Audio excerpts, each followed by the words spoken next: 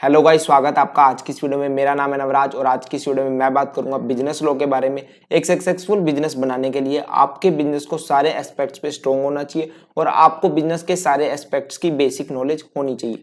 तो आज की इस वीडियो में मैं बात करूंगा लीगल बेसिक एस्पेक्ट्स के बारे में, जो कि आपको हेल्प करेगा कि कैसे आप अपने बिजनेस को लीगली प्रोटेक्ट कर सकते हो, कैसे आप अपने ब्रांड नेम को, अपने ब्रांड के लोगों को, आपने कुछ न्यू इन्वेंट किया है उसे कैसे प्रोटेक्ट कर सकते हो, कैसे आप अपने फाउंडर्स एम्प्लॉइज के साथ होने वाले विवादों के साथ से बच सकते हो और कैसे आप ओवरऑल अपने बिजनेस को जो है लीगली प्रोटेक्ट कर सकते हो। तो इस वीडियो को एंड तक जरूर देखिएगा क्योंकि आज की इस वीडियो में आपको बहुत ही ज्यादा इन्फॉर्मेशन मिलने वाली है। और इसके अलावा अगर आप चैनल पे न्यू हो तो प्लीज चैनल को सब्सक्राइब कर दीजिए। So let's get started. तो सबसे पहला जो यहाँ पर रूल है वो है फॉर्मलाइजिंग ए business structure.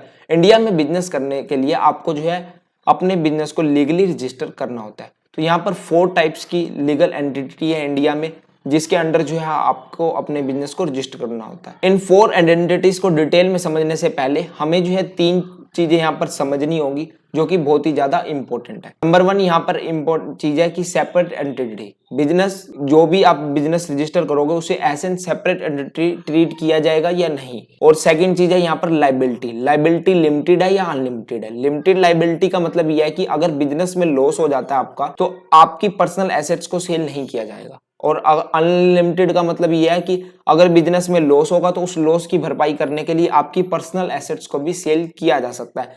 Third another factors होते हैं जैसे कि फंडिंग मिलेगी या नहीं मिलेगी, कॉम्प्लायंस कितने हैं। ये 3 मेजर फैक्टर्स होते हैं एंटिटी चुनने के लिए। तो नंबर 1 बात करते हैं हम सोल प्रोप्राइटरशिप की।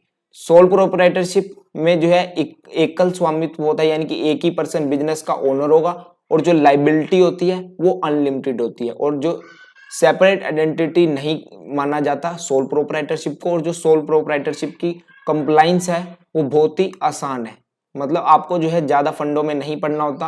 अगर आपको सोल प्रोप्राइटरशिप करानी है, आप मिनिमम जो है नॉर्मली आप बहुत ही इजी तरीके से जो है सोल प्रोप्राइटरशिप करा सकते हैं। इसके लिए शॉप एक्ट के अंडर जो है आपको रजिस्टर कराना होता है, और अगर आप जीएसटी वगैरह ले लेते हैं तो वो भी आपकी सोल प्रोप्राइटरशिप जो है मानी जाती है। नेक्स्ट जो है वो है पार्टनरशिप फॉर्म। पार्टनरशिप फॉर्म भी सोल प्रोप्राइटरशिप की तरह है, लेकिन पार्टनरशिप फॉर्म में 2 या 2 से ज्यादा पर्सन होते हैं। इसके अंदर भी जो आपकी लाइबिलिटी है वो अनलिमिटेड होती है, और इसके अलावा इसके अंदर जो सेपरेट आइडेंटिटी है वो नहीं माना जाता इसे। और थर्ड जो है यहाँ पर कॉम्प्लायंस इसके बहुत ही कम होते हैं। लेकिन यहाँ पर एक पार्टनरशिप डीड होती है जो कि एक एग्रीमेंट है पार्टनर्स के बीच में, जिसके अंदर बेसिक डिटेल्स होती हैं कि पार्टनर्स की जॉब रिस्पॉन्सिबिलिटी क्या होंगी, उनकी कैपिटल कितनी है, वो कितना प्रॉफिट शेयर करेंगे आपस में, ये सब बेसिक डिटेल्स जो उसके अंदर लिखी होती है। ये एग्रीमेंट कंपलसरी नहीं होता, लेकिन ये एग्रीमेंट आपको जरूर कराना चाहिए ताकि फ्यूचर में आप जो पार्टनर्स है उनके बीच में किसी भी तरीके का डिस्प्यूट ना हो। थर्ड यहाँ पर आती है limited liability partnership LLP. LLP जो है एक्सटेंडेड है पार्टनरशिप फॉर्म का। पार्टनरशिप एलएलपी में क्या होता है कि एक ही पर्सन की जो लाइबिलिटी है वो अनलिमिटेड होगी, बाकी पार्टनर्स की लाइबिलिटी जो है लिमिटेड होगी, और एलएलपी को एक सेपरेट आइडेंटिटी जो है यहाँ पर ट्रीट किया जाता है।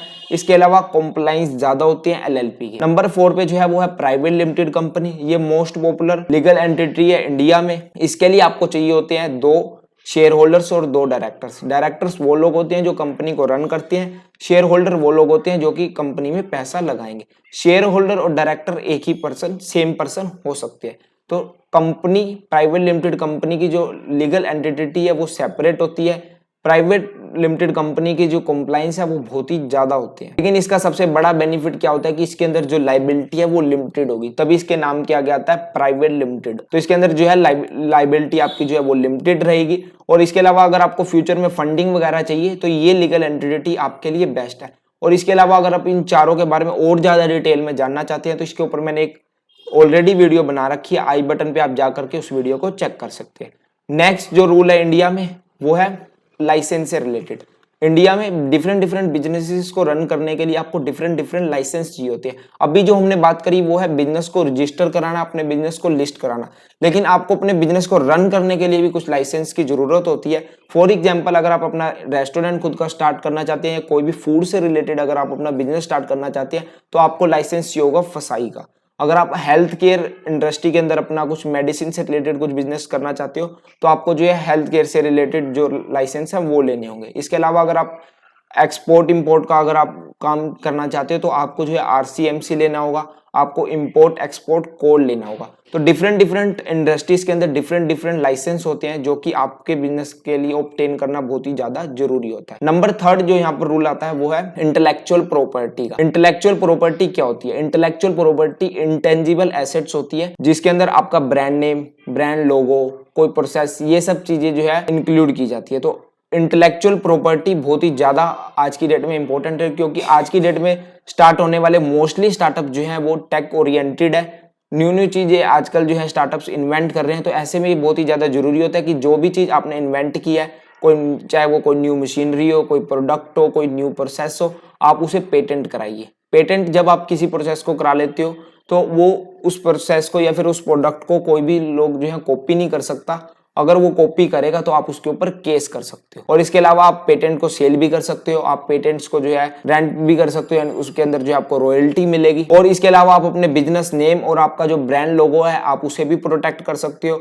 मान लीजिए आपने मेहनत करके अपना बिजनेस बनाया, अपने नाम बनाया, अगर कोई और बिजनेस उस नाम को यूज कर ले तो आपके बिजनेस को कितना बड़ा लॉस होगा। तो अपने बिजनेस के नेम और लोगो को प्रोटेक्ट करने के लिए आप ट्रेडमार्क का यूज कर सकते हो।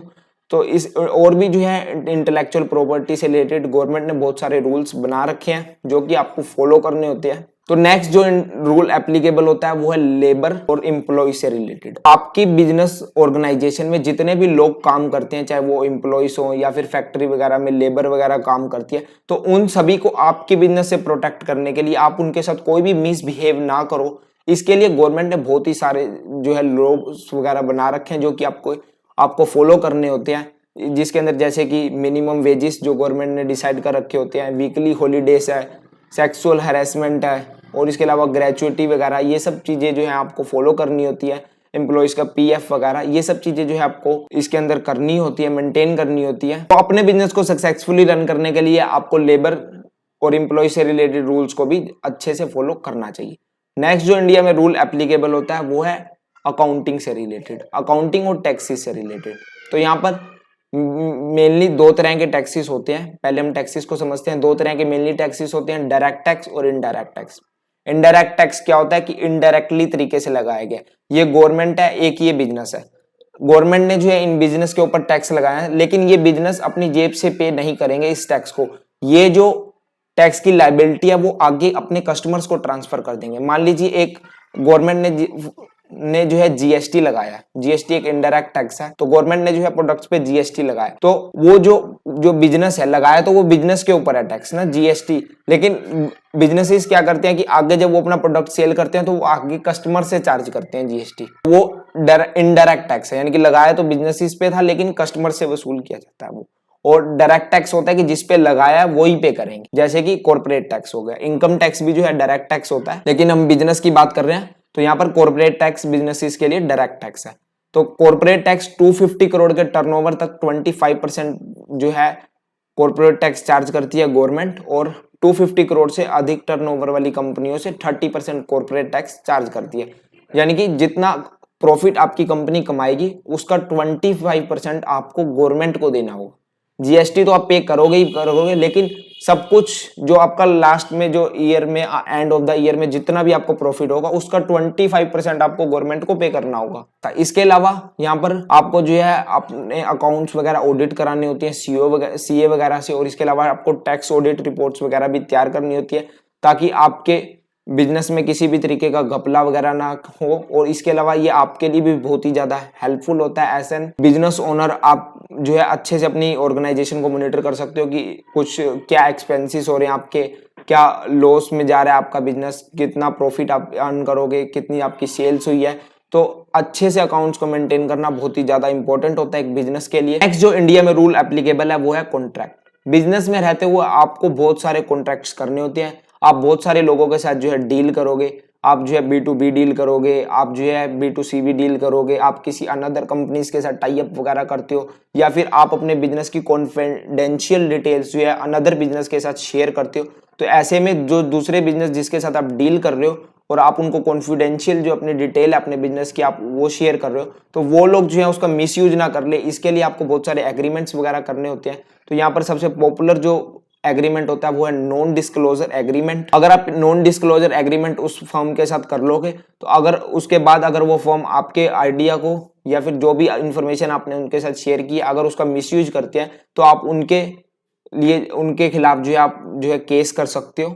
तो यहाँ पर आपको कॉन्ट्रैक्ट्स वगैरह की नॉलेज होनी चाहिए। और इसके अलावा जो है फाउंडर्स के बीच में भी एग्रीमेंट्स वगैरह होते हैं। जब कोई भी स्टार्टअप स्टार्ट होता है तो दो या दो से ज्यादा अगर फाउंडर्स हैं तो आपस में एग्रीमेंट होता है कि किसकी क्या क्या रिस्पॉन्सिबिलिटीज रहेंगी ताकि आगे चलकर उनकी लड़ाई ना हो। तो गाइस यही थे बिजनेस लॉस जो कि एक एंटरप्रेन्योर को जानना बहुत ही ज्यादा जरूरी है। तो आई होप ये वीडियो आपको पसंद आई होगी। तो आप नीचे कमेंट करके मुझे बताइए ये वीडियो आपको कैसी लगी।